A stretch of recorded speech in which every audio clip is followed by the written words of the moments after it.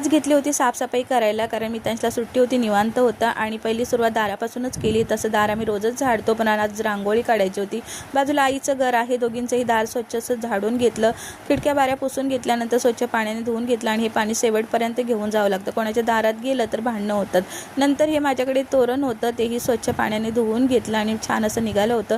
मिस्टरांची वाट बघितली, मिस्टर काय आले नाही, मग पप्पांना बोलवून आणले आणि ते कंदील लावून घेतला आणि हे माझ्याकडे तोरण घेऊन ठेवलं होतं। म्हटलं यावर्षी आमचं स्वतःचं घर होईल, कारण पण आमचं घर झालं नाही, म्हटलं हे पण आपलंच घर आहे, इथेच लावूया। नंतर मग मिस्टर आले आणि बाकी त्यांनी लाईटिंग वगैरे करून घेतली आणि त्यांना मिठाई भेटली होती आणि त्याच्यामध्ये मस्त असे हे दिवे भेटले होते। खूप उशीर झाला होता, पटकन अशी छोटीशी रांगोळी काढून घेतली, कारण दिवे लावायची वेळ झाली होती। असं आहे आमचं चाळीतलं घर, छान असं सजवलं होतं।